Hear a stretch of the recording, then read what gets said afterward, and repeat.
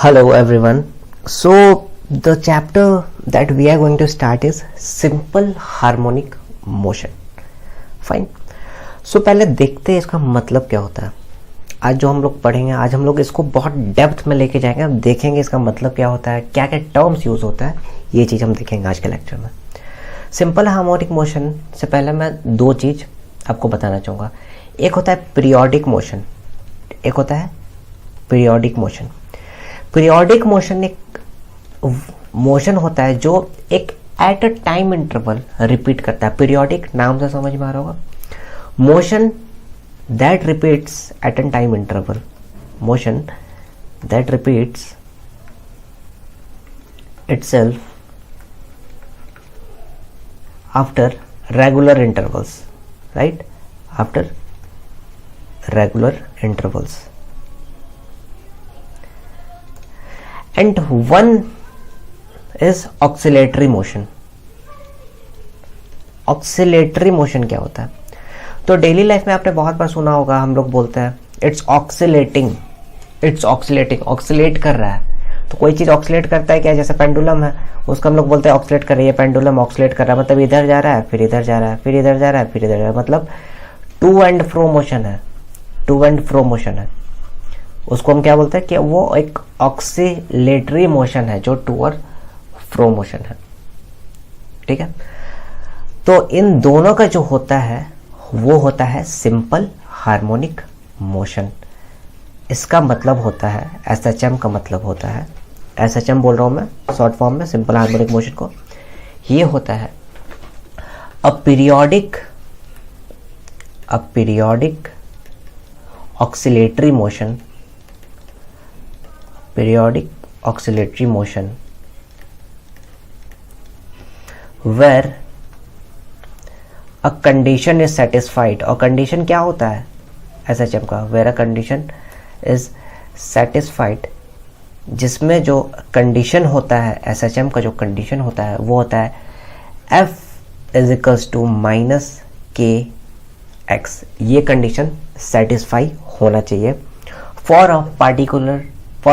a particle to go simple harmonic motion.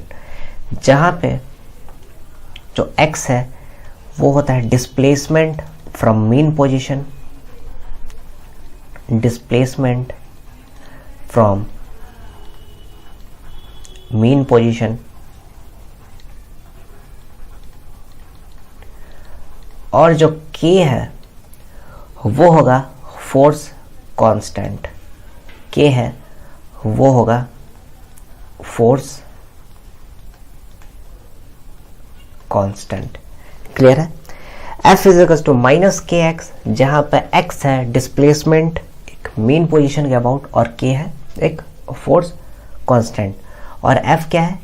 F है net force on particle of mass m. F is net force on mass m. ये होगा F. Clear है.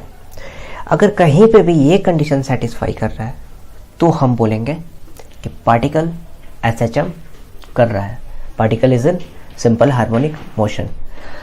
अब एक बात ये है, मान लो पार्टिकल यहां से ऑक्सीलेट कर रहा है, मतलब टू एंड फ्रो, यहां गया फिर वापस आया, फिर वापस आया, ऐसे करेगा पार्टिकल स्टार्ट किया था यहां से. क्लियर. तो हमेशा याद रखना, जो मीन पोजीशन होता है पार्टिकल का, जो पार्टिकल का मीन पोजीशन है, वहां पे फोर्स जो होता है वो जीरो होता है. मीन पोजीशन पे जो फोर्स होता है वो जीरो होता है. ये बात याद रखना चाहिए. क्लियर है. तो अब यहां पे एक चीज मैं बता रहा हूं, एक टर्म है, जैसे मीन पोजीशन से पार्टिकल को आपने डिस्प्लेस किया, राइट. मैंने बोला पार्टिकल ऑक्सीलेटरी भी है, पीरियोडिक भी है, मतलब एक पीरियड के बाद रिपीट तो करेगा, और ऑक्सीलेटरी है मतलब it is an to and fro motion, right. तो पार्टिकल यहाँ पे गया, फिर पार्टिकल ऐसे ऐसे ये होता रहेगा बार बार बेसिकली, राइट. तो जब भी पार्टिकल मान लो मीन पोजीशन में डिस्प्लेस करेगा तो एक फोर्स लगेगा जो वापस उसको मीन पोजीशन की तरफ खींचेगा, जो कि डायरेक्टली प्रोपोर्शनल होगा उसके डिस्प्लेसमेंट से भी। मान लो डिस्प्लेसमेंट x है, उस फोर्स का जो नाम होगा उसको हम बोलते हैं रीस्टोरिंग फोर्स। क्या बोलते हैं हम उसको हम बोलते हैं it is a restoring force. I repeat once again, mean position था बेटा, पार्टिकल को डिस्प्लेस किया। पार्टिकल को जब भी डिस्प्लेस किया तो बेटा हमेशा याद रखना है, जब डिस्प्लेस किया तो वो पार्टिकल वापस से जब टू एंड फ्रो कर रहा है तो वो वापस से उसका ओरिजिनल पोजीशन पे जाने का चाहेगा, जो कि मीन पोजीशन है। तो उस पर्टिकुलर पाथ पे भी एक फोर्स लग रहा होगा जो वापस से उसको मीन पोजीशन पे लाएगा, जो कि प्रोपोर्शनल होगा डिस्प्लेसमेंट के। उसको हम बोलते हैं, जो फोर्स रिस्टोर कर रहा है बेसिकली, अगर सिंपल वर्ड्स में बोलो उसको बोलेंगे रिस्टोरिंग फोर्स है। समझ में आया बात? आगे बढ़ते हैं। अभी मैंने बताया था एसएचएम के लिए एक कंडीशन होता है F = -kx। अब थोड़ा मैथ्स है, यहाँ पे थोड़ा सा मैथ्स है, अब ध्यान से समझना। F को मुझे पता है कि मास इंटू एक्सेलरेशन होता है। F is mass into acceleration. और ए क्या होता है?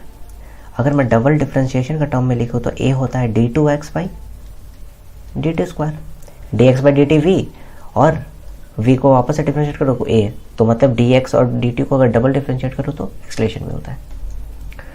अब यही फोर्स जो कि मास इंटू एक्सेलरेशन है बराबर है -kx के। It means m d2x/dt² is equal to -kx। इसका मतलब होगा a is equal to -k/m, compare अगर मैं करूँ यहाँ से तो इंटू x। एक तो ये आ गया मेरे पास, a का वैल्यू -k/m इंटू x, याद रखने वाली बात। और दूसरा मेरे पास आ गया d2x/dt², सेम यही है। और अगर मैं ओमेगा को बोलूँ तो ओमेगा हो जाएगा √k/m। इस केस में ओमेगा का वैल्यू होता है √k/m, जहाँ पे ओमेगा जो होता है वो होता है angular frequency. What is omega? Omega is angular frequency. I hope it's clear. Omega is angular frequency. अब जो इक्वेशन होता है एसएचएम का वो कैसे लिखते हैं?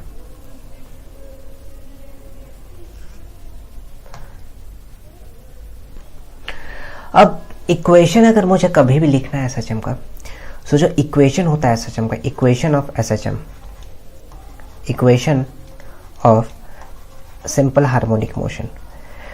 एक चीज का हमेशा ध्यान देना, जो भी इक्वेशन होता है एसएचएम का हमेशा याद रखो वो होता है xt at any position x and time t, it's a sin omega t plus phi। अब बहुत लोग सोच रहे होंगे भैया ये क्या है, तो मैं अभी बता रहा हूँ, क्लियर कर रहा हूँ।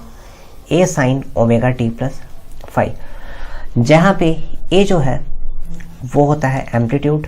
a is what? a is amplitude। t is the time interval जिसका वैल्यू होगा 2π/ओमेगा। Omega is the angular frequency जिसका वैल्यू वापस से हो जाएगा t के टर्म्स में अगर लिखूँ तो 2π/t। और f एक फ्रीक्वेंसी होता है, अगर टाइम इंटरवल नहीं पता है तो ω/2π कर दो या तो 1/t कर दो तो फ्रीक्वेंसी आ जाता है। क्लियर है ये बात? अब ध्यान से समझना, जो इसका ग्राफ होता है बेसिकली, तो मैंने अभी क्या बोला था?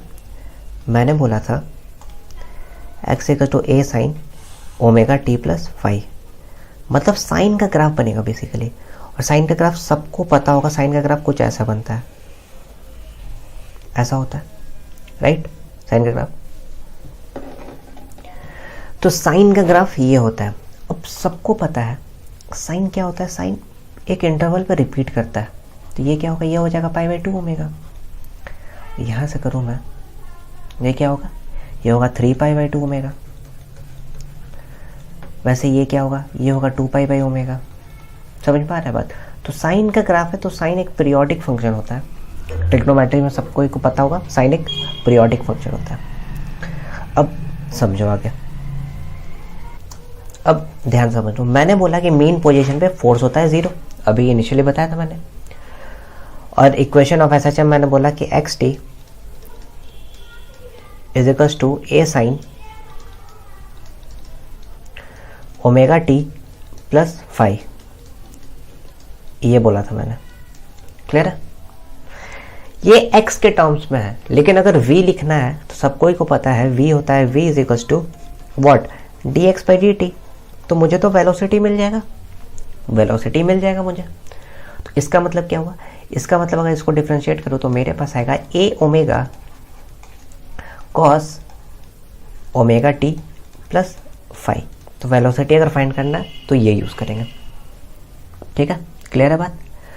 अब ध्यान से समझो बात, वापस से ध्यान से समझना बात। ये जो ओमेगा टी प्लस फाई है ना, ये जो ओमेगा टी प्लस फाई है, ये टर्म है, ये एक फेज का टर्म है। इसको हम बोलते हैं इंस्टेंटेनियस फेज। जिस फेज में है वो इंस्टेंटेनियस फेज बोलते हैं हम इसको। This is instantaneous phase. Clear है? इंस्टेंटेनियस फेज है ये। यहां तक बात क्लियर है? आगे बढ़ते, बहुत इजी है, टू एंड फ्रो मोशन है, ये इसका इक्वेशन है, मेन पोजीशन पे 0 होता है, बस ये समझना है। ठीक है, अब कुछ इंपॉर्टेंट पॉइंट्स है जो हमेशा याद रहना चाहिए एसएचएम में, बहुत इंपॉर्टेंट है, मैं इसीलिए स्टार बना दे रहा हूँ। इंपॉर्टेंट पॉइंट्स है। पहला पॉइंट है, जब भी पार्टिकल मीन पोजीशन पे है, पार्टिकल मीन पोजीशन पे है, इज एट मीन पोजीशन, और उसका जो वेलोसिटी है वो पॉजिटिव है, मीन पोजीशन पे वेलोसिटी पॉजिटिव पे है, इस केस में जो फेज होता है ना, जो फेज वो 0 होता है, वो 0 होता है। दूसरा पॉइंट, पार्टिकल अभी भी मीन पोजीशन पे है, मीन पोजीशन पे है, लेकिन जो वेलोसिटी है वो नेगेटिव है, उस केस में जो फेज होता है वो होता है पाई, वो होता है pi. Third point, particle positive extreme पे है, मतलब समझ में आया? पॉजिटिव एक्सट्रीम पे, मतलब ये पॉजिटिव एंड है या नेगेटिव एंड है, तो पार्टिकल को मैं बोल रहा हूं इस एंड पे है, मतलब पार्टिकल पॉजिटिव एंड पे है, पॉजिटिव एंड पे है, और जो वेलोसिटी है वहां पे, तो वेलोसिटी डिफाइन करना पड़ेगा। तो सिंपल सी बात है, पार्टिकल यहाँ पे है, तो जब भी यहाँ पे होगा पार्टिकल पॉजिटिव एंड पे, तो हम लिखेंगे कि जो फेज है वो होगा पाई बाई 2। नेक्स्ट पॉइंट, अगर पार्टिकल जो है नेगेटिव एंड पे है, नेगेटिव एंड कौन सा होगा बेटा? नेगेटिव एंड ये वाला एंड होगा। तो पार्टिकल अगर नेगेटिव एंड पे है तो हमेशा जो फेज होगा उसका वो होगा 3 पाई बाई 2, 3 पाई बाई 2। वापस से देख लेते हैं क्या चीज था। पार्टिकल मीन पे है, पॉजिटिव वेलोसिटी है, तो फेज 0। पार्टिकल मीन पे है, वेलोसिटी नेगेटिव है, तो phase pi. Particle positive and पे है तो पाई बाई 2, पार्टिकल नेगेटिव एंड पे है तो 3 पाई बाई 2। क्लियर है बात? ओके, आगे बढ़ता है, कुछ क्वेश्चंस करता है तो समझ में आएगा इस बात को। क्वेश्चंस करता है, मान लो मैंने बोला ये पार्टिकल है, पार्टिकल मैंने बोला particle t is equal to 0 पे यहाँ से जा रहा है, मतलब पार्टिकल कहाँ है? मीन पे है। तो क्या बोलोगे? तो मैं बोल दूंगा कि सर इस बार इसका फॉर्मूला हो जाएगा x equal to a sine omega T plus इस फेज में हो जाएगा ये 0। Next question, particle is at extreme end, particle is at extreme end, that is, let me say that particle is at this positive end. So what will be here for here? X equal to a sin omega t, extreme end पे मैंने अभी बताया था होता है pi by 2, sine pi by 2 90 plus theta is cos theta, मतलब x equal to a cos omega T. Clear है? समझा मत? आगे बढ़ता है, एक और क्वेश्चन देखते हैं। मान लो कभी क्वेश्चन आ गया मेरे पास कि भैया पार्टिकल ये इसका ऑक्सीलटरी मोशन है, ये मेन पोजीशन है, पार्टिकल यहाँ पे प्लेस्ड है, यहाँ पे प्लेस्ड है। तुम सीधा बोलोगे सर पार्टिकल तो नेगेटिव एक्सट्रीमेंट पे है जहाँ पे फाई होता है पाई। तो क्या हो जाएगा इक्वेशन हो जाएगा x equal to a sine omega t plus pi sine 180 plus theta is what minus a sine theta मतलब ओमेगा टी। क्लियर है? बहुत इजी था। अगर कंसेप्ट आया तो इजी है, कंसेप्ट नहीं आया तो उन बच्चों के लिए टफ है। क्लियर है बात? ओके, कुछ और क्वेश्चन देख करते हैं। अब जो नेक्स्ट क्वेश्चन है, जो अगला क्वेश्चन हम करेंगे वो बेस्ड होगा क्या इक्वेशन पे। इस क्वेश्चन पे बेसिकली लोग स्टूडेंट्स कंफ्यूज होते हैं, तो वो क्वेश्चन देखेंगे हम। मान लो मेरे पास क्वेश्चन है, गिवन है मेरे पास एक इक्वेशन गिवन है X T is equals to 5 mm cos 4t minus pi by 6। बहुत इजी क्वेश्चन है। Find amplitude and initial phase phi and initial phase phi, amplitude and initial phase phi. तो इस कंडीशन में अभी मैंने बोला था जो इक्वेशन होता है वो होता है x is equals to a sine omega T plus phi. अब बेटा ध्यान देने वाली बात है, यहाँ पे साइन है, यहाँ पे कॉस है। मुझे फाइंड करना है एम्पलीट्यूड। एम्पलीट्यूड तो मैं लिख दूंगा कि 5 mm है डायरेक्टली, क्योंकि उसके साथ कोई ट्रिग्नोमेट्री का कोई रिलेशन नहीं है। लेकिन जब मैं फाई का बात करूँगा, फाई वाली बात करूँगा मैं, तो फाई अगर मुझे लिखना है, यहाँ पे कॉस है, यहाँ पे है कॉस 40 माइनस पाई बाई 6। तो जब मैं फाई लिखूँगा यहाँ से मैं क्या लिखूँगा 5 साइन, साइन में कन्वर्ट कर रहा हूँ मैं कॉस थीटा को, 40 माइनस पाई बाई 6 प्लस 90 मतलब पाई बाई 2। तो अगर मैं फाई लिखूँ यहाँ से तो फाई का वैल्यू हो जाएगा पाई बाई 2 माइनस पाई बाई 6, इसका वैल्यू हो जाएगा पाई बाई 3। क्लियर है? तो डायरेक्टली कोई ये मत कर देना कि डायरेक्टली ये उठा के लिख देना, नहीं, थोड़ा सा ट्रिग्नोमेट्री अप्लाई करना पड़ेगा, फिर हो जाएगा वो सॉल्व। क्लियर है बात? चलो आगे बढ़ते हैं, एक और क्वेश्चन देखते हैं। एक क्वेश्चन है मेरे पास x T is equals to minus 5 cos 4t minus pi by 6, minus 5 cos 4t minus pi by 6। Amplitude मैं लिखूंगा माइनस 5 डायरेक्टली, कोई रिलेशन नहीं है ट्रिग्नोमेट्री से। 5 लिखूंगा कॉस के टर्म्स में, फिर से साइन वाला बात लिख दूंगा मैं, हो जाएगा माइनस 5, साइन में कन्वर्ट करूंगा मैं इसको कैसे, कॉस 90 माइनस थीटा है मतलब 40 माइनस पाई बाई 2 माइनस 90। ये क्या हो जाएगा? ये हो जाएगा minus pi by 6 minus pi by 2। इसका वैल्यू कितना आ जाएगा? इसका वैल्यू आएगा माइनस 4 पाई बाई 6, जिसका मतलब हो जाएगा माइनस 2 पाई बाई 3। तो मेरे पास एम्पलीट्यूड आ गया, मेरे पास फेज आ गया, फुल मार्क्स मिल गया मुझे। आगे बढ़ता है। अब मैं कुछ चीज़ को समराइज़ करूँगा आज।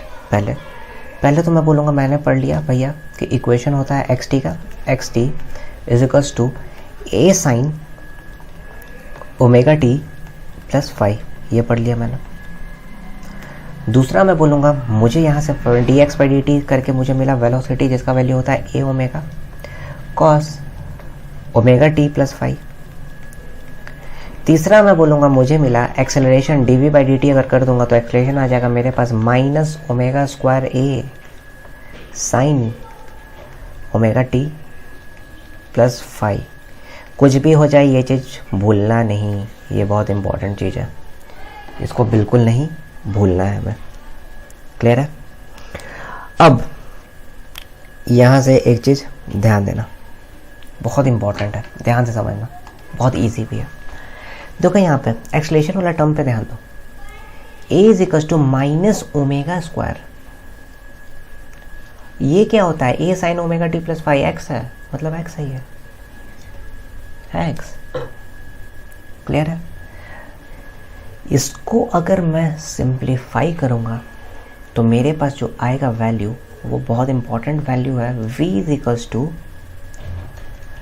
प्लस माइनस ओमेगा, वेलोसिटी अगर डायरेक्टली फाइंड करना है under root A square minus x square, v is equals to plus minus omega under root A square minus x square. बिल्कुल याद रखना है, चीज़ को भूलना नहीं है, इम्पॉर्टेंट इक्वेशन है, plus minus omega under root ए स्क्वायर माइनस एक्स स्क्वायर। एक क्वेश्चन करते हैं इस पे, ध्यान से समझो। अब पार्टिकल, जो भी वीडियोस देख रहे हैं प्लीज क्वेश्चन को नोट डाउन करें, क्वेश्चन थोड़ा बड़ा है तो मैं यहाँ पे लिखूंगा नहीं उसको। A particle is undergoing SHM, a particle is undergoing SHM as an amplitude of 3 meter, as an amplitude of 3 meter. Its time period is 2 seconds at t is equals to 0. Its time period is 2 seconds at t is equals to 0. The particle is at positive extreme position. The particle is at positive extreme position. Find the equation of SHM. Find the equation of SHM of the particle. Also find the velocity of the particle when particle is at 1 meter from its mean position, from its mean position. क्या find करना है हमें? हमें find करना है equation SHM का और velocity find करना है जब पार्टिकल 1 मीटर उसके मीन पोजीशन से हो। कैसे करेंगे इसको? बहुत इजी है, क्वेश्चन पढ़ा है लेकिन इजी है, अब ध्यान से समझना। पहली बात तो बोला गया है पार्टिकल एक एक्सट्रीम पॉजिटिव पोजीशन पे, मतलब मान लो मीन पोजीशन ये है, पॉजिटिव एक्सट्रीम पोजीशन ये होगा उसका और नेगेटिव पोजीशन ये होगा, ठीक है। अब ध्यान समझो, पार्टिकल यहाँ से जाएगा, यहाँ से आएगा, यहाँ पे आएगा, ऐसा SHM करेगा पार्टिकल बेसिकली। और मुझे गिवन है कि पार्टिकल क्या है, एम्पलीट्यूड है 3 मीटर, टाइम है मेरे पास 2 सेकेंड। मुझे पहले तो लिखना है इक्वेशन ऑफ SHM। तो इक्वेशन जो SHM जो होता है, मैं शुरू से बोलते आ रहा हूँ, वो होता है xt at any time t equals to a sine omega t plus phi, ये होता है। बहुत इजी है, मेरे पास a तो पता है, मतलब x is equal to 3 sine, तो मैं शांति से लिख दूंगा जब एम्पलीट्यूड पता है। बाकी का बात फेस क्या होगा अभी बताया मैंने, बहुत सिंपल सा वे बताया फेस को ध्यान में रखने के लिए, एग्जाम में टाइम ना लगे। फेस होगा पॉजिटिव एक्सट्रीम पे है तो फेस होगा क्या, फेस होगा पाई बाई 2, वेरी गुड, मतलब omega T plus pi by 2। और टी का वैल्यू क्या है, T is what, time period 2 second plus pi by 2 phase, ये हो गया, ये हो गया। इसका मतलब x is equal to 3 sign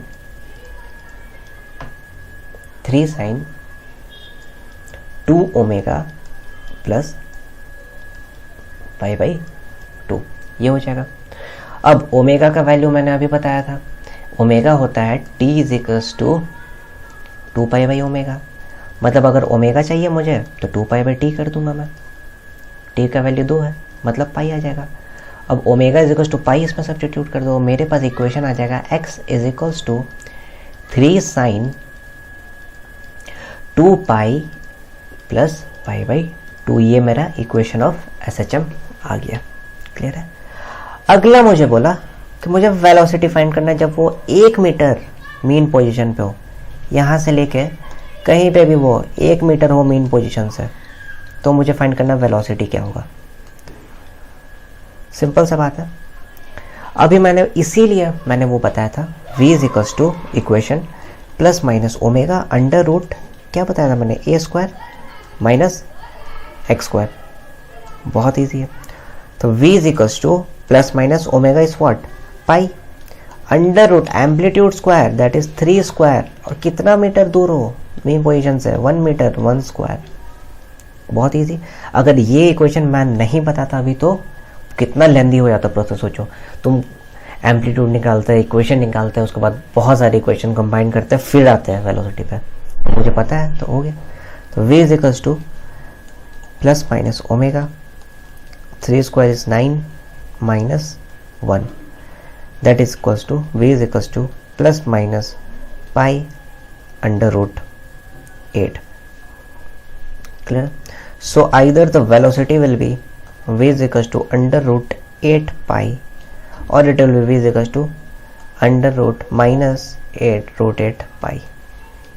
Clear? So what we all studied today is we saw what is periodic motion, what is oscillatory motion, and what is SHM.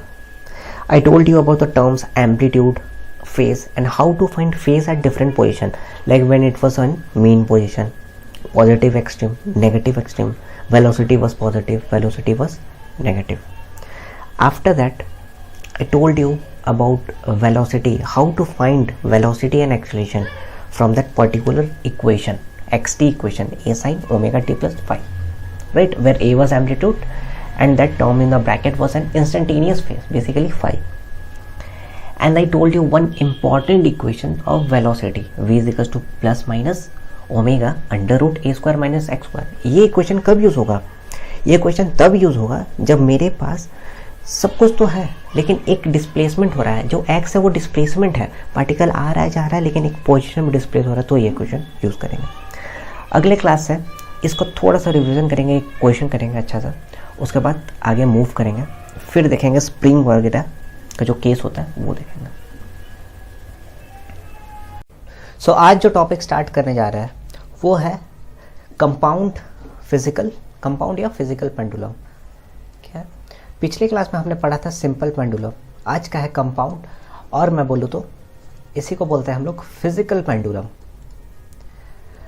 तो थोड़ा सा पिछला क्लास का एक हल्का सा रिवीजन देखते हैं। पिछले क्लास में जो हम लोग पेंडुलम पढ़ा था हमने, जो कि सिंपल पेंडुलम था, उसका टाइम पीरियड था t is equal to 2 pi under root L by G effective. अब सबको पता चल गया होगा L मतलब होता है लेंथ, और G इफेक्टिव क्या होता है? जो भी ग्रेविटेशनल फोर्स उस पॉइंट पे एक्ट कर रहा है। मतलब अगर जो नॉर्मल अगर कोई बॉडी फॉलिंग है तो G होगा, लेकिन मान लो अगर लिफ्ट ऊपर A से जा रहा है फिर G है, तो उस केस में हम क्या करेंगे? G प्लस A या G माइनस A, ये वाला सिचुएशन होगा। मतलब G effective the gravitational force और the acceleration taken into account at that particular moment for that particular frame.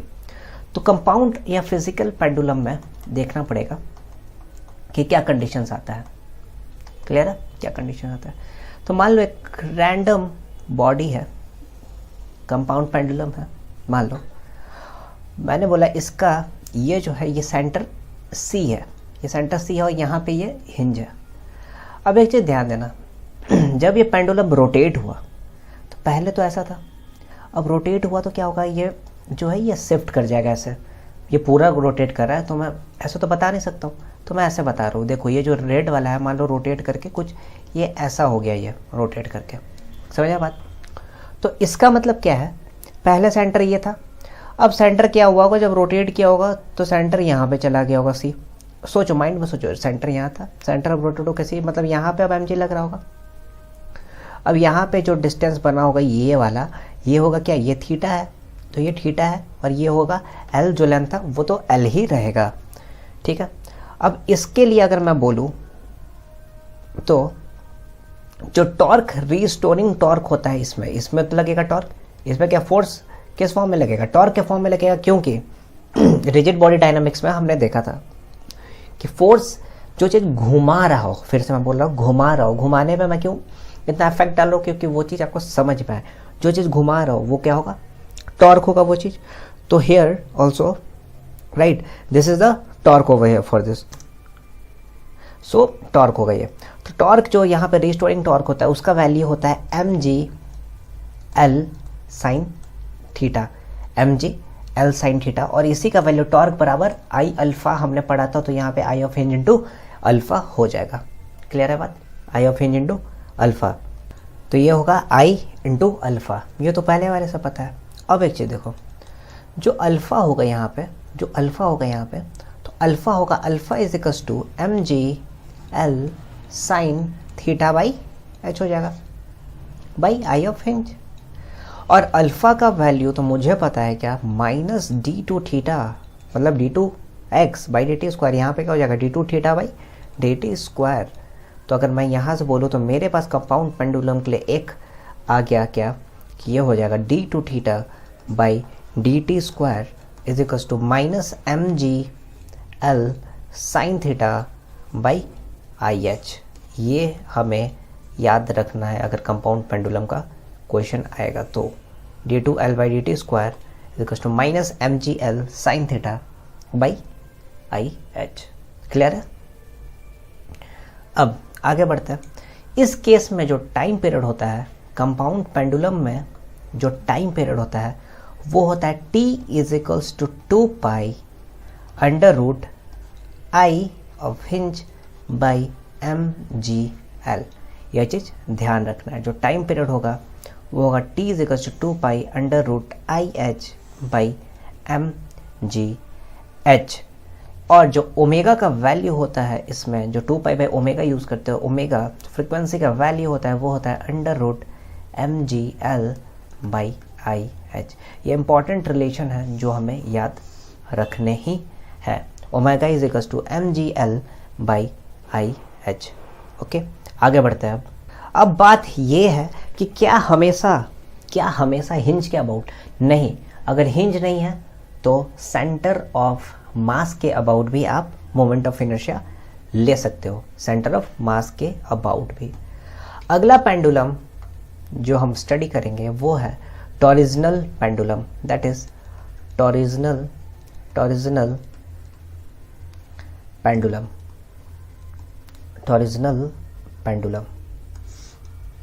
Torsional pendulum में क्या होगा, सिंपल सा बात है, बात से क्लियर है। टॉरिजन करेगा वो चीज, टॉरिजन होगा वहां पे, मतलब ध्यान से समझो। ये जो है, मान लो इस रूफ टॉप से I have a pendulum attached over here, it means torsion होगा यहाँ पे, मतलब जो टाउ होगा, जो रिस्टोरिंग टॉर्क है, दैट इज, या तो टॉरिजन है, is equals to minus c theta. अब इसका मतलब क्या होगा, ये जो वैल्यू है ये होता है टॉर्जन, ये जो है टॉर्जन कांस्टेंट होगा ऑफ वायर या थ्रेड जिससे है pendulum, that is torsional constant. और ये थीटा जो है वो होगा एंगल ऑफ टॉरिजन, थीटा होगा एंगल ऑफ टॉरिजन। क्लियर? थीटा होगा एंगल ऑफ टॉरिजन यहाँ पे। अब इस चीज से मैं क्या बोल सकता हूँ, देखो मुझे पता है tau is equals to I alpha होता है, tau is equals to I alpha होता है। अब तो मतलब अगर मैं I alpha is equals to, यहाँ से क्या लिख सकता हूँ, माइनस सी थीटा अगर लिखूँ तो मेरे पास क्या आएगा, alpha is equals to minus C by I into theta, minus C by I into theta. और माइनस सी बाई आई को ही हम बोलते हैं minus omega square to theta. It means यहाँ से मुझे क्या पता चला, यहाँ से पता चला कि जो माइनस सी बाई आई है वही है, उसका वैल्यू क्या है, माइनस ओमेगा स्क्वायर, और alpha is equals to minus omega square theta भी लिख सकता हूँ मैं, अगर केस किसका है, अगर केस टॉरिजनल पेंडुलम का है तो लिख सकता हूँ, और बाकी दूसरा केस होगा तो दूसरा रिलेशंस यूज करेंगे। I hope it's clear. अब जो अगला टॉपिक पढ़ेंगे बहुत इंपॉर्टेंट टॉपिक है, और बस ये लास्ट टॉपिक है सिंपल हार्मोनिक मोशन का, इसके बाद ये चैप्टर हो जाएगा खत्म। अगला टॉपिक है सुपरपोजिशन ऑफ पेंडुलम। अब देखो सुपरपोजिशन का मतलब क्या होता है, पहले मैं ये बता दूं ताकि अच्छे से समझ में आ जाए। Next heading is superposition of pendulum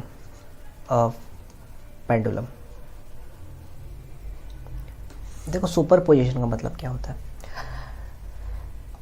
example समझा रहा हूं। मान लो ये बॉक्स है, राइट, ये बॉक्स है, मुझे इस बॉक्स के ही हिसाब से एक और बॉक्स में, सिमिलर बॉक्स इसके ऊपर अगर मैं रख दूंगा ऐसे उठा के, ऐसे ध्यान से देखो, ऐसे उठा के ऐसे, तो क्या पता चल रहा है इस पे दो बॉक्स है? नहीं, क्योंकि ये सुपर इम्पोज्ड है, बिल्कुल रेप्लिका है उसका, ये सुपर इम्पोज्ड है। समझ में बात? तो मतलब एक के ऊपर एक, तो सुपर इम्पोज्ड है। तो इसमें अगर SHM में बोलूँ, two SHM in same direction and having same frequency, पहला केस अगर हम लेंगे तो मैं बोलूँगा अगर दो SHM है, two SHM in same direction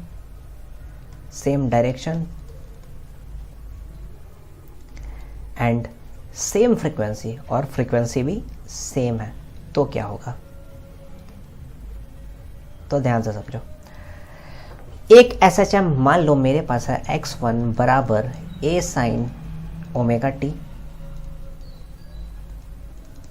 और एक SHM है मेरे पास x2 बराबर a2 sin omega t plus 5। तो अगर मैं इसको देखूं तो प्रिंसिपल ऑफ सुपरपोजिशन बोलता है मुझे कि x बराबर x1 प्लस x2 होगा, x बराबर x1 प्लस x2 होगा। इसका मतलब क्या है? इसका मतलब ये है कि a1 साइन, ये a1 है, ये a2 है, sine omega t plus a2 sine omega t plus 5, क्या हो जाएगा? Omega t plus 5। अब ध्यान से समझना बात क्या होगा। यहाँ से मैं क्या करूँगा, मैं करूँगा, ध्यान से समझ, यहाँ से पूरा मैथ्स है।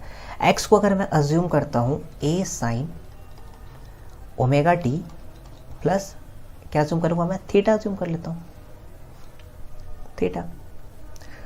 और यहाँ से आ जाएगा मेरे पास क्या? यहाँ से आ जाएगा मेरे पास a1 sine omega t plus a2 sine omega t plus 5। अब सबको पता होगा फॉर्मूला, ट्रिग्नोमेट्री में सबने पढ़ा होगा मैथ्स में, साइन a प्लस बी क्या होता है? साइन a प्लस बी होता है। और मैंने फिजिक्स में पढ़ाया था, मैथमेटिकल टूल्स में, ये होता है sine a cos b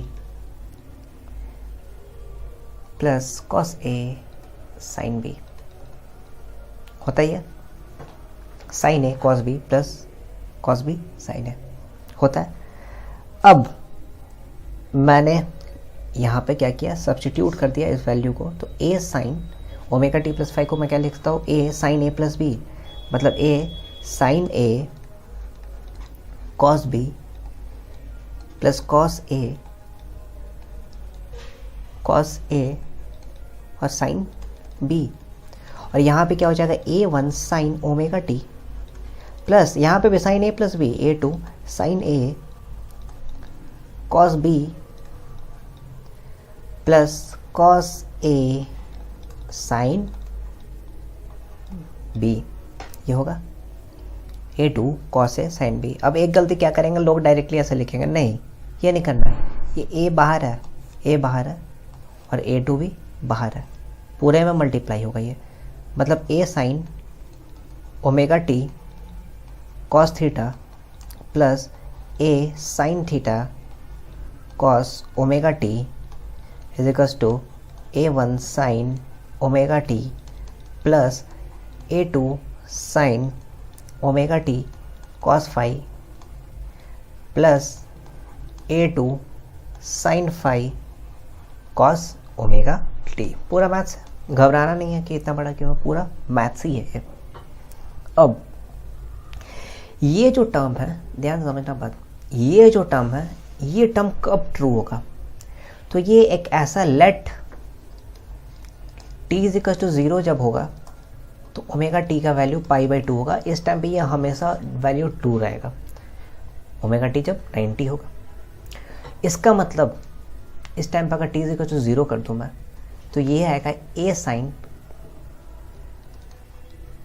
phi is equals to A two sine theta, A sine theta is equals to A two sine phi.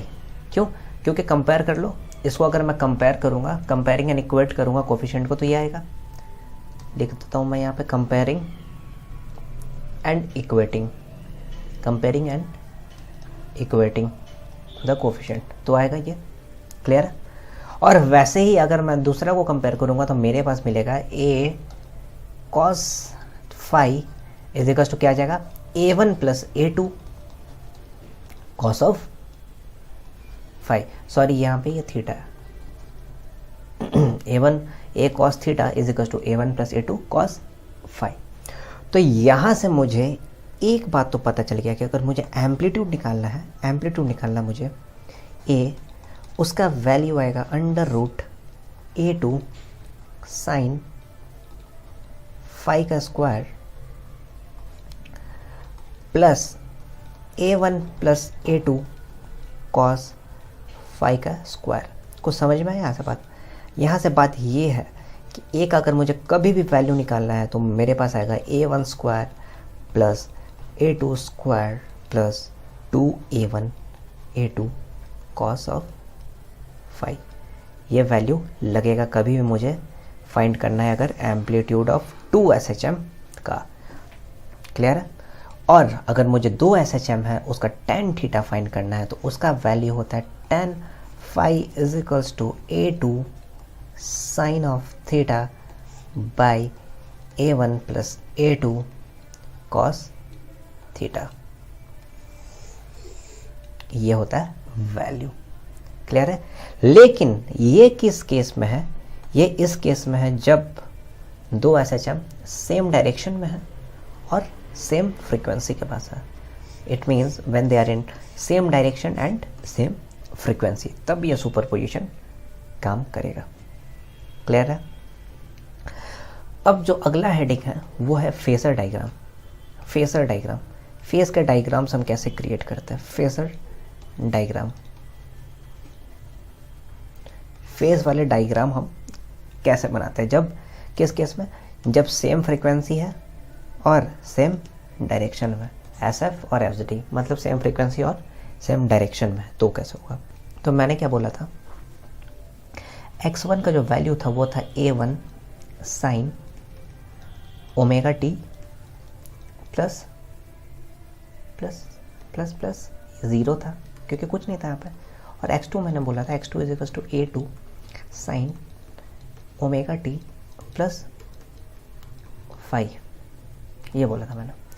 अब फेस का डायग्राम ध्यान से समझना मैं बात। फेस डायग्राम बहुत इजी होता है। मान लो एक एम्पलीट्यूड है तुम्हारा यहाँ से यहाँ पे, तुमने बोला कि ये है मेरा A1, ये एम्पलीट्यूड है A1, और तुमने बोला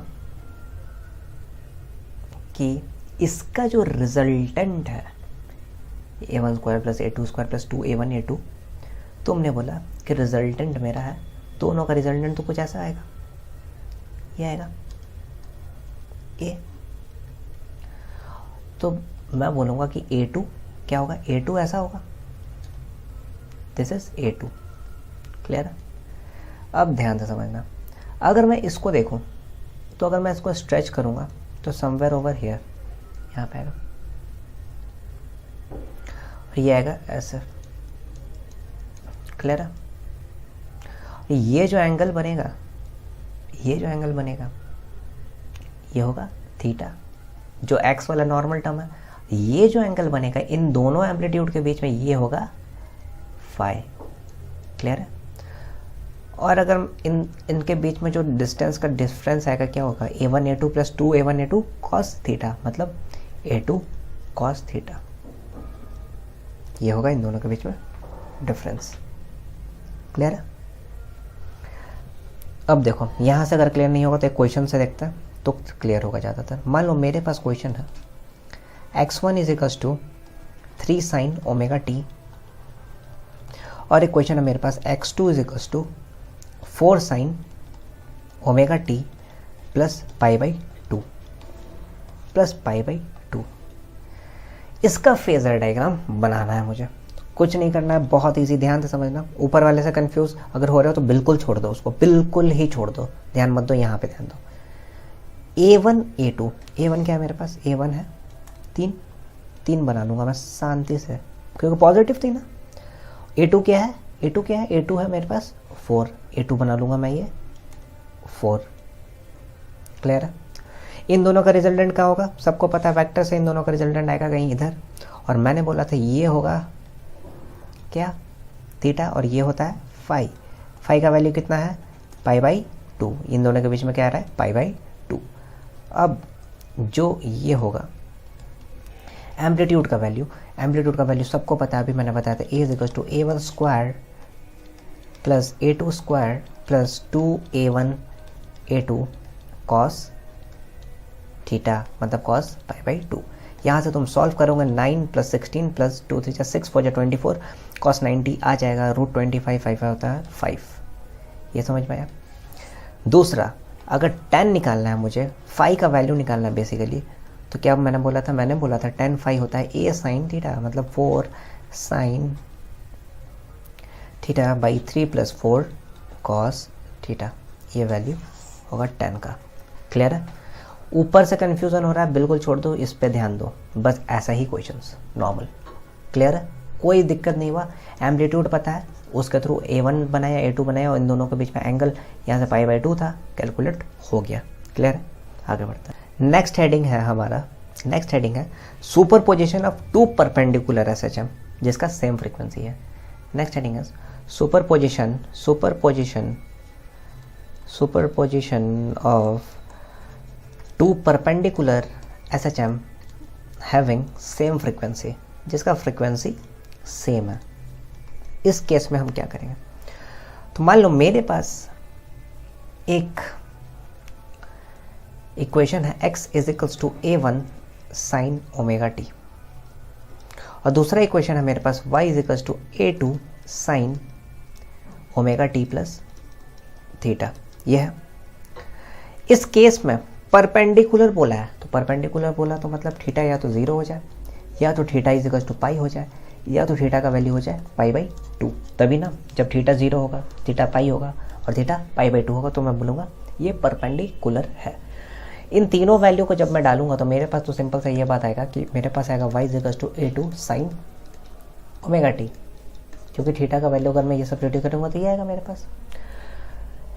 इस केस में हमेशा याद रखना कि जो एम्पलीट्यूड होता है, रिजल्टेंट एम्पलीट्यूड होता है, वो होता है under root A1 square plus A2 square sine omega T. A1 square plus A2 square sine omega T. याद रखना, this is for the case of 2 perpendicular SHM but having same frequency. For the case of 2 perpendicular SHM but having same frequency. Clear है। अब कुछ points है जो कि बहुत important points है, कुछ पॉइंट्स हमें ध्यान रखने पड़ेंगे एग्जाम पॉइंट ऑफ व्यू के लिए। फॉर पेंडुलम क्लॉक है, ठीक है, सबने देखा होगा पेंडुलम क्लॉक। पेंडुलम क्लॉक एक ऐसा डिवाइस है जहां पर टाइम जो है मेजर्ड होता है with the help of pendulum. क्यों, याद है ना, टन मतलब जितने भी आवर्स होते हैं वो टाइम मेजर करता है। It means time is measured with the help of pendulum. Time is measured with help of pendulum. Clear है। नाउ अब इसका इफेक्ट क्या होता है, the main topic over here is effect of increase of time period on clock. Time period on first point is if the time period of pendulum increases, हमेशा याद रखना है पॉइंट, अगर टाइम पीरियड इंक्रीज कर जाएगा it means that the clock is showing lesser time. Clock is showing lesser time. It means that the clock is slow. Time period अगर ज़्यादा दिखा रहा है तो क्लॉक कम टाइम दिखा रहा है, मतलब क्लॉक स्लो है, मतलब एक्चुअल टाइम पास कर जाता है। ठीक है। दूसरा केस है जब टाइम पीरियड कम दिखाएगा, that is clock is showing more time. That means the clock is fast. Clock क्या है? क्लॉक फास्ट है, अगर ऐसा कुछ केस हो तो SHM यहाँ पे होता है कंप्लीट। अब अगले क्लास से हम नया टॉपिक स्टार्ट करेंगे। सो SHM में हमने सब पढ़ लिया, और अब आज जो हमने पढ़ा है उस पर सुपर पोजिशन बहुत इंपॉर्टेंट है। सुपर पोजिशन पर बिल्कुल ध्यान देना ज़रूरी है। नेक्स्ट क्लास से हम कुछ नया टॉपिक स्टार्ट करेंगे, नया चैप्टर स्टार्ट करेंगे, वो फर्दर आगे देखेंगे। Thank you. आज भी हम लोग सिंपल हार्मोनिक मोशन को कंटिन्यू करेंगे, and the topic for today is, the first topic of today is energy of SHM, energy of simple harmonic motion. So एक होता है काइनेटिक एनर्जी, जिसको हम बोलते हैं हाफ mv², और एक होता है पोटेंशियल एनर्जी जो होता है half kx²।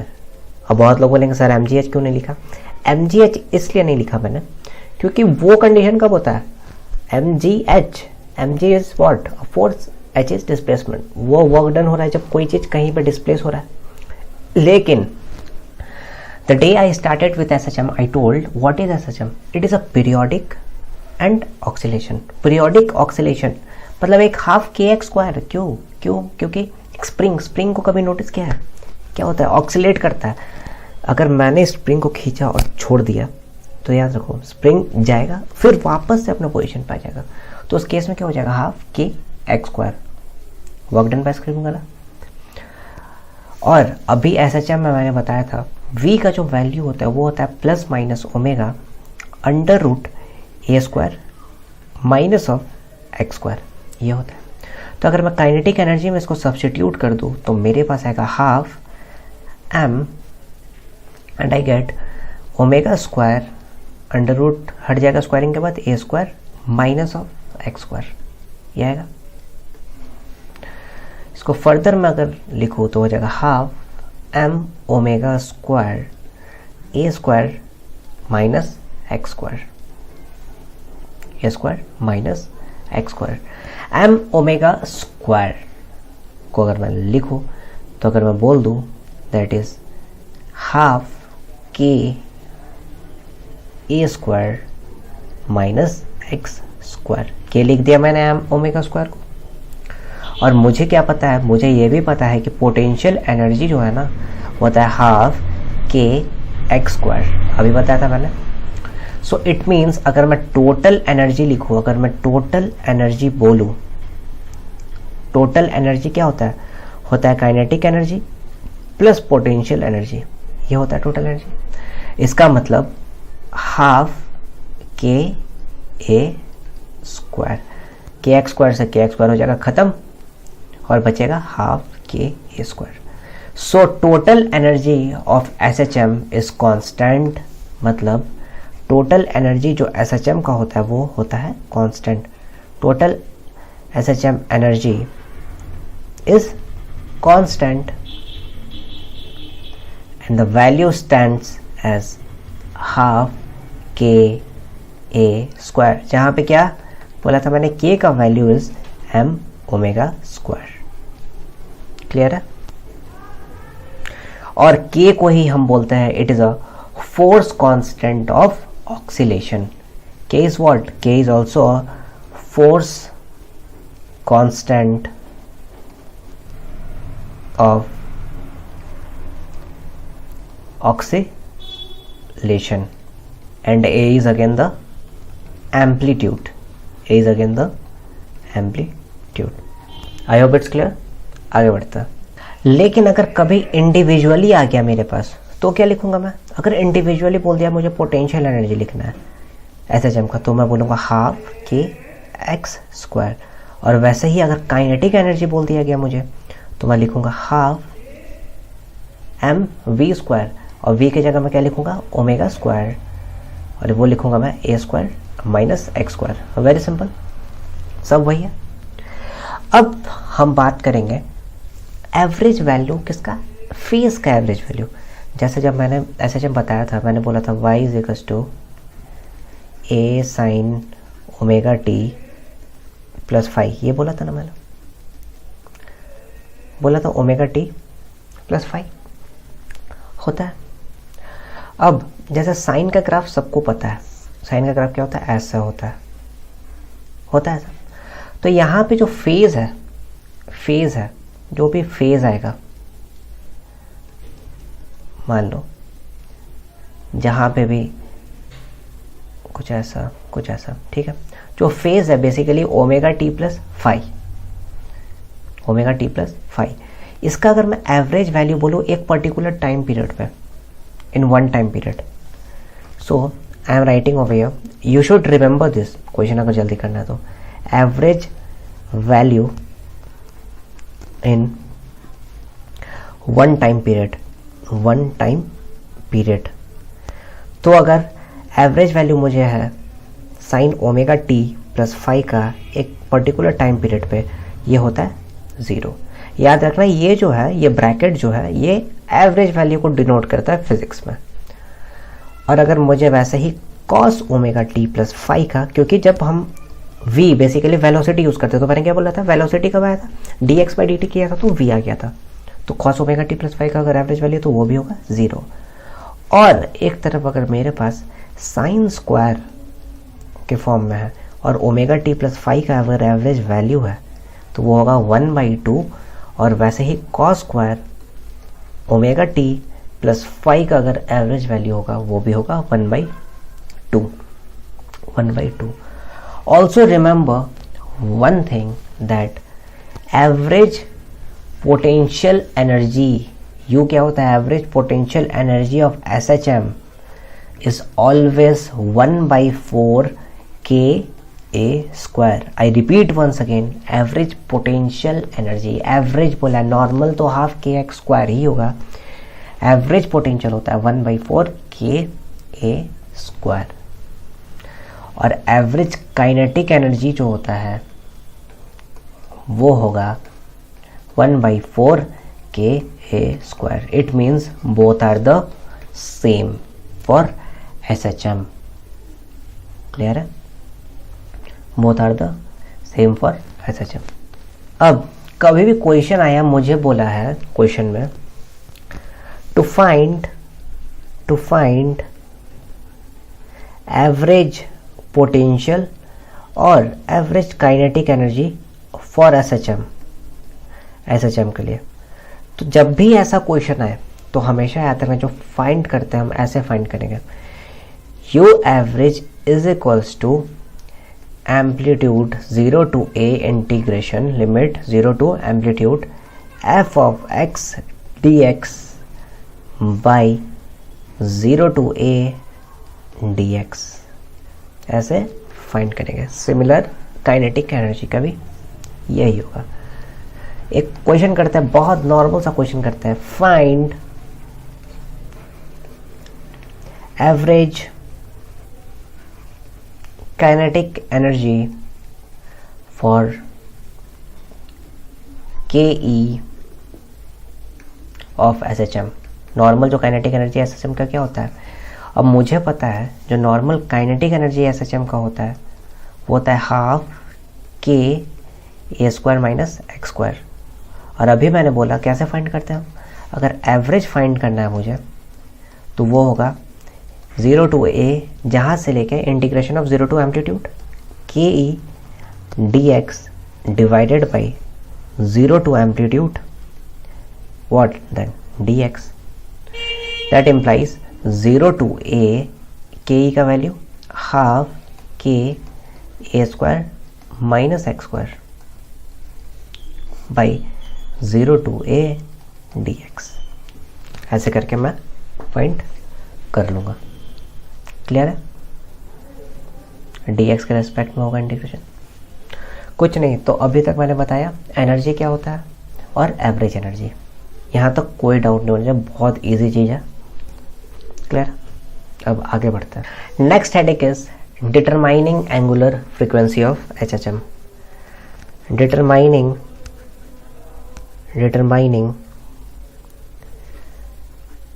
Angular frequency of SHM। तो ध्यान देना, मान लो मेरे पास है ये एक दीवार है, इससे एक स्प्रिंग अटैच्ड है और मेरे पास ब्लॉक है। इसको समझाने के पहले मैं ये बता दूं, ये बहुत ध्यान से समझना, बहुत यूज्ड कंसेप्ट है, ये हमेशा यूज होता है। तो यहाँ से मैं फाइंड करूँगा क्या एंगुलर फ्रीक्वेंसी कैसे फाइंड होगा उसका, मैं एक तरह से आपको ईजीएस्ट वे बता रहा हूँ कि डायरेक्टली एग्जाम में आए तो क्या फॉर्मूला यूज़ करना है जिससे angular frequency comes out to be very easy after that. Okay, so now first thing, let us say that this spring has a spring constant K. Now first thing we do is we displace the particle by x from its mean position,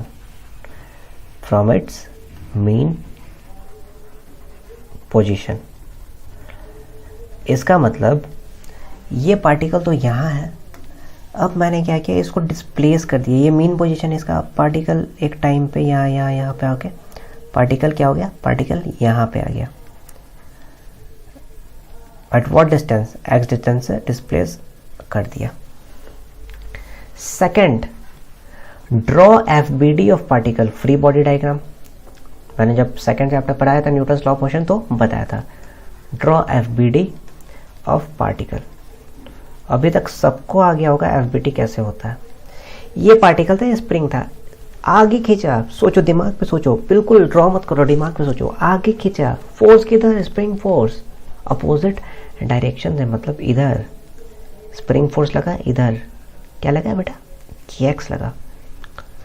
और अभी मैंने बताया था जब भी spring force लगता है SHM में एक टर्म बताया था रीस्टोरिंग फोर्स, जो कि उसको एक वर्चुअल फोर्स आता है जो कि बैलेंस करता है। तो रीस्टोरिंग फोर्स किधर लगेगा, इसका जस्ट अपोजिट डायरेक्शन में। और हम बोलते हैं ये जो रीस्टोरिंग फोर्स होता है वो प्रोपोर्शनल होता है x, मतलब जो F रीस्टोरिंग है वो बराबर हो जाएगा kx के। क्लियर है? सो अब क्या होगा, सो यहां से मुझे मिला कि जो रीस्टोरिंग फोर्स होता है वो होता है kx के बराबर। It means I can say that a restoring force is proportional to x। अगर ये condition, I can say that if this condition is fulfilled, then I will say that SHM will occur. अब बहुत लोग सोच रहे होंगे sir angular frequency, तो angular frequency SHM का होता है omega is always equal to under root k by m। Omega is always equal to under root k by m for SHM। Clear है? आगे बढ़ते हैं। सो कभी भी एंगुलर फ्रीक्वेंसी फाइंड करना है तो हम डायरेक्टली यूज करेंगे k by m। एक बहुत इजी सा क्वेश्चन करते हैं। मान लो मेरे पास एक दीवार है, ये इस दीवार से एक स्प्रिंग है जिस पे दो ब्लॉक्स रखे हुए हैं m और m। मुझे फाइंड करना है एंगुलर फ्रीक्वेंसी। ओमेगा का वैल्यू क्या होगा इस केस में, omega is equal to under root k by m, but over here m का वैल्यू क्या हो जाएगा, m हो जाएगा 2m, क्योंकि दो ब्लॉक है। क्या हो जाएगा 2m, बिकॉज दो ब्लॉक है। क्लियर है बात?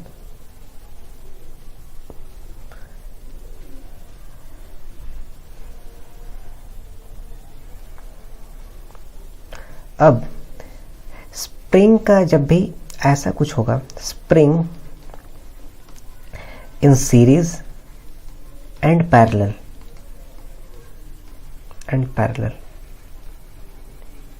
ध्यान रखना बात को, सीरीज में और पैरेलल में क्या होता है।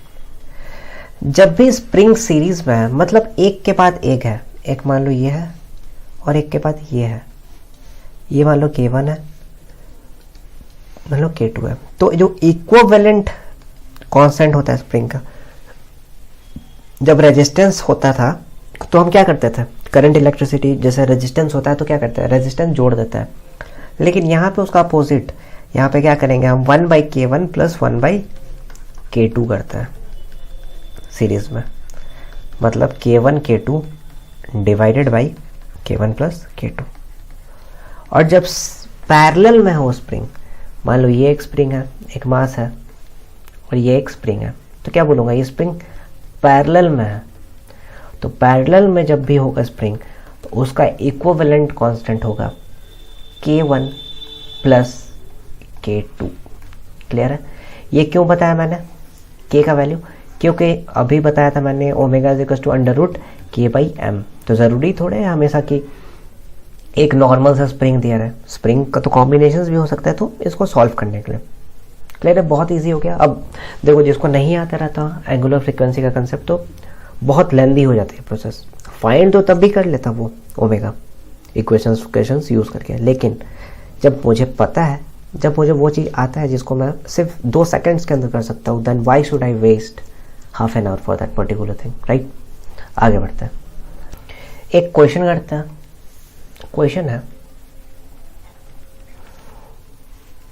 ये एक दीवार है, फिक्स्ड वॉल है, यहाँ पे मेन पोजीशन पे एक ब्लॉक रखी हुई थी, मेन पोजीशन पे। क्लियर? ब्लॉक को डिस्प्लेस करके क्या हुआ, एक एक्सट्रीम पोजीशन पे लेके गया यहाँ पे, जहाँ पे उसका वेलोसिटी था v1 और डिस्प्लेस किया गया x डिस्टेंस है। मुझे फाइंड करना है, I need to find the amplitude.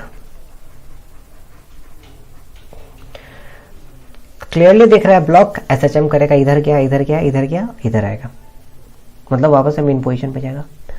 मुझे पता है जब वेलोसिटी होता है वो होता है plus minus omega √A² minus x²। Clear है? वेलोसिटी गिवन है v1, ओमेगा का वैल्यू क्या होता है, √K/m, A² माइनस कितना का डिस्प्लेसमेंट था, x का डिस्प्लेसमेंट था। तो यहाँ से मैं A कैलकुलेट कर लूँगा। कोई डाउट? बहुत इजी। तो यहाँ पे क्या, अगर ये चीज़ आप भूल गए, इतना दूर तो आ गए, अगर ये चीज़ भूल गए तो ये क्वेश्चन होगा ही नहीं। Point to be noted, so you need to remember this. Clear है? आगे बढ़ते हैं। नेक्स्ट एक अच्छा सा क्वेश्चन करते हैं, थोड़ा कंसेप्चुअल क्वेश्चन करते हैं। मान लो एक ब्लॉक है M, एक ब्लॉक है M जो कि स्प्रिंग से अटैच्ड है, जिसका स्प्रिंग कांस्टेंट है K।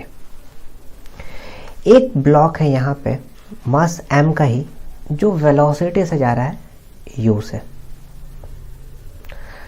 क्वेश्चन में गिवन है the block A, this is A block and this is B block. Kindly note down the question. The block A sticks to block B after collision. The block A sticks to block B after collision. I need to find omega for resulting SHM, B amplitude for the resulting SHM।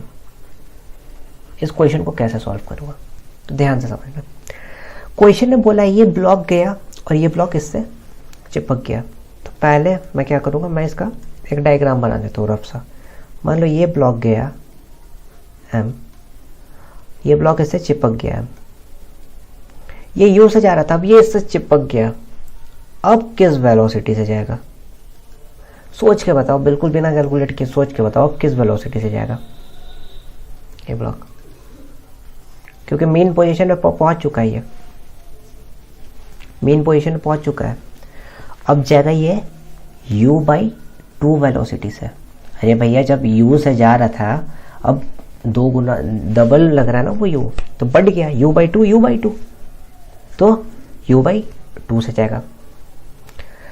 मैंने बोला था omega होता है √k/m, इस case में omega हो जाएगा √k/2m because it has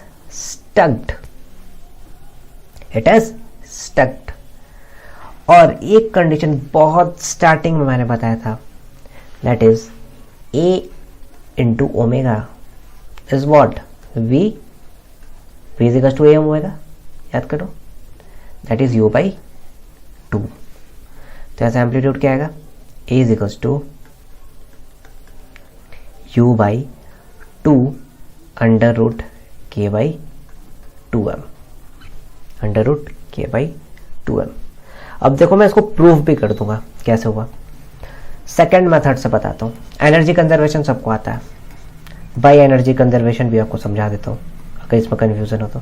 by energy conservation, देखो ये SHM है तो SHM का एनर्जी कंजर्वेशन लेंगे, ना कि कोई और। ध्यान समझना, काइनेटिक एनर्जी इसका क्या हो जाएगा? हाफ m, मास क्या, दोनों का मास, v² u/2 का स्क्वायर।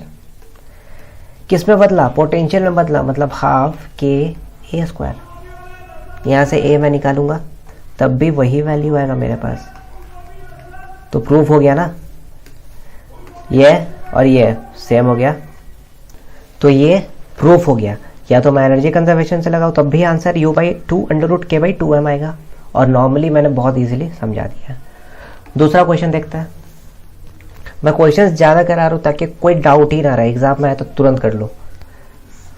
दूसरा क्वेश्चन देखो, ये फिक्स्ड वॉल है, यहाँ से एक मास है m,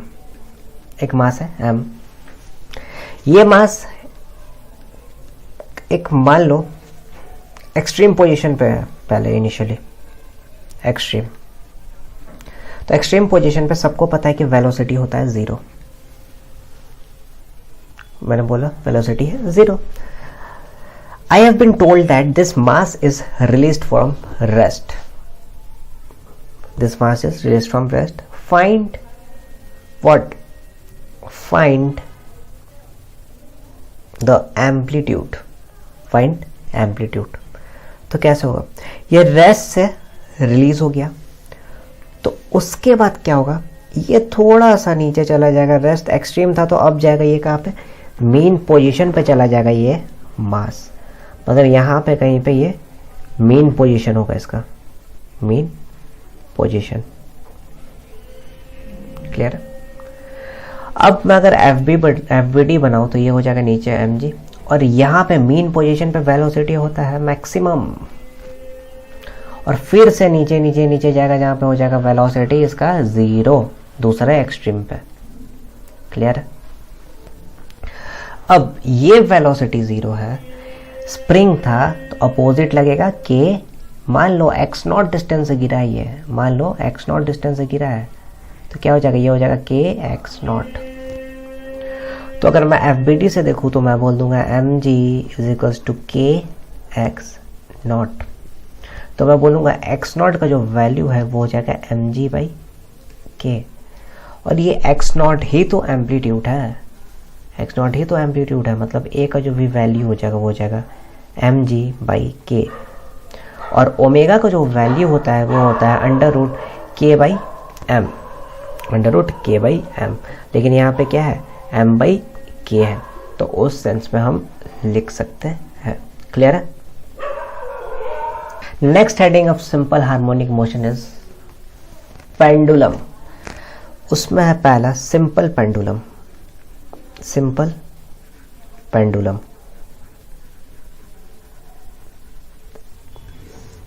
सिंपल पेंडुलम कैसा होता है? पेंडुलम देखा होगा सबने। क्या होता है कि ये एक स्ट्रिंग है, इससे एक बॉब टाइट है, मान लो बॉब का मास है m। क्या होगा, बॉब कभी इधर जाएगा, कभी बॉब इधर जाएगा, तो कुछ इस तरह से फॉर्म करता है। मतलब हर जगह इसका ये जो वेट है वो तो इक्वल होता है, मतलब हर जगह ये mg ही होता है, mg रहता है। और यहाँ से जो थीटा बनाता है ये, this theta is what, angular amplitude of oscillation. Theta is angular amplitude of oscillation,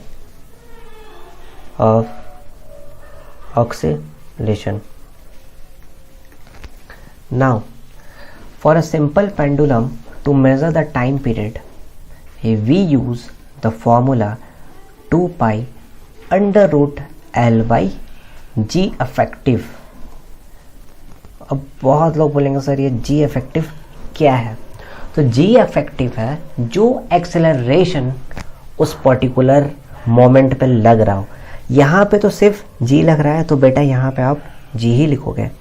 लेकिन मान लो कोई सिचुएशन ऐसा रहता है कि एक लिफ्ट है और लिफ्ट में एक पेंडुलम टाइट है, लिफ्ट में एक पेंडुलम है, तो उस केस में तो लिफ्ट जा रहा है, मान लो ऊपर a एक्सेलरेशन, तो यहाँ पे जो g लगेगा वो क्या लगेगा, m g प्लस a लगेगा। और अगर नीचे जाते रहता तो g माइनस a।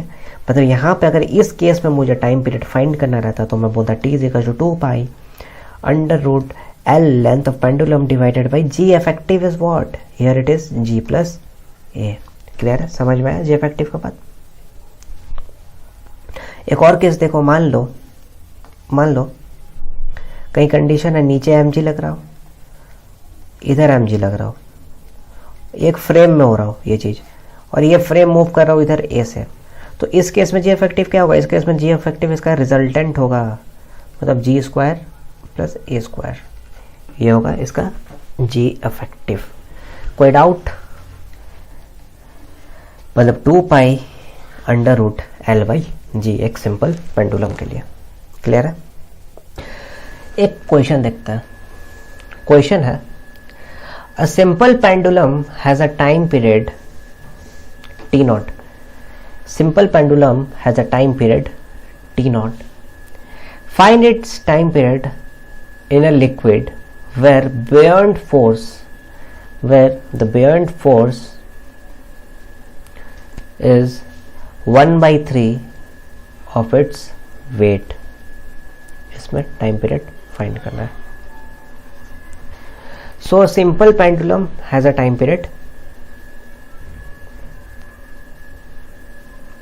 नया टाइम पीरियड फाइंड करना है जब buoyant फोर्स में हो। सिंपल पेंडुलम का जो टाइम पीरियड है वो है T nought. That is simple pendulum को टाइम पीरियड अभी पता है मैंने, T nought is equal to 2 pi under root L by G effective होता है। लेट मी से दिस इज इक्वेशन नंबर 1। अब ध्यान से समझना, इस पेंडुलम को पानी के अंदर डाल दिया गया तो नीचे लगेगा mg, और buoyant फोर्स कहाँ लगता है, buoyant फोर्स लगता है ऊपर की तरफ Fp, और बोला गया ये जो Fp है ना ये 1/3 टाइम्स mg है, मतलब mg/3 है, ये mg/3 है। सो अगर मैं लिक्विड के लिए लिखूँ टाइम पीरियड फॉर लिक्विड तो मेरे पास हो जाएगा t is equal to 2 pi, length क्या लेंथ चेंज होगा नहीं, लेकिन g इफेक्टिव तो चेंज होगा। हियर इट इज mg/3, यहाँ पे g/3 और g दैट इज 2g/3 हो जाएगा, g प्लस a वाला कंसेप्ट। ये इक्वेशन नंबर 2। अगर मैं डिवाइड करूँ इक्वेशन 1 एंड 2 को, then I will get what, I will get T nought by T is equal to 2 pi under root L by G divided by 2 pi under root L by 2g/3। 2 pi हो जाएगा, 2 pi cancel, मुझे यहाँ से मिलेगा t is equal to T nought under root 3/2। So this will be our new time period. Clear है? अब एक concept देखते हैं। जैसे मैंने भी बताया था, जो पेंडुलम है वो कुछ ऐसा है, कुछ ऐसा है, जहाँ पे ये इस पोजीशन स्टार्ट हो रहा है, मतलब ये तो है मीन पोजीशन इसका, और एक पॉजिटिव एक्सट्रीम है और एक है negative extreme. Clear?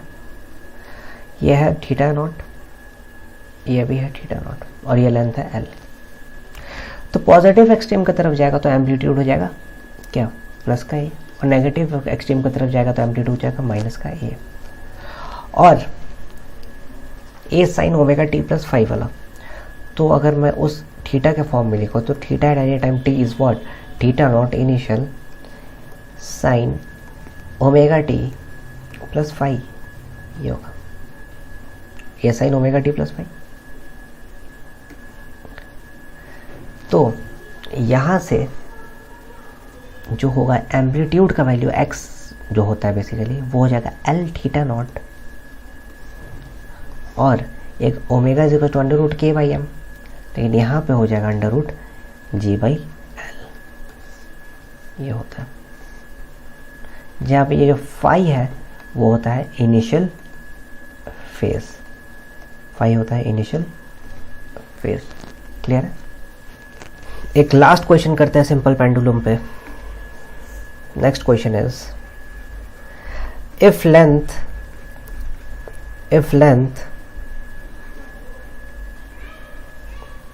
is double,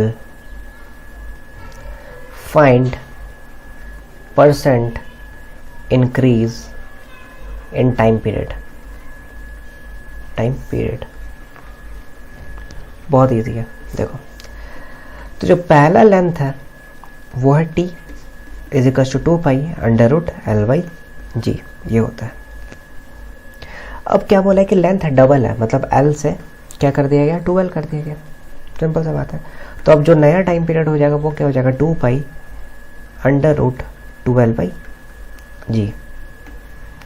it means the new time period is √2 times the initial time period. I need to find what? I need to find the percentage change that will be equal to t final minus t initial by t initial into 100. ये होता है percentage change का formula, सबको पता होगा। That implies t final, final क्या होगा मेरे पास, final is √2t minus initial time, initial is t divided by t into 100, जहाँ पर √2 का वैल्यू अगर मैं कंसिडर करूँ 1.41 t minus T divided by T into 100, तो मेरे पास अराउंड इसका आंसर आ जाएगा इन परसेंटेज। क्लियर?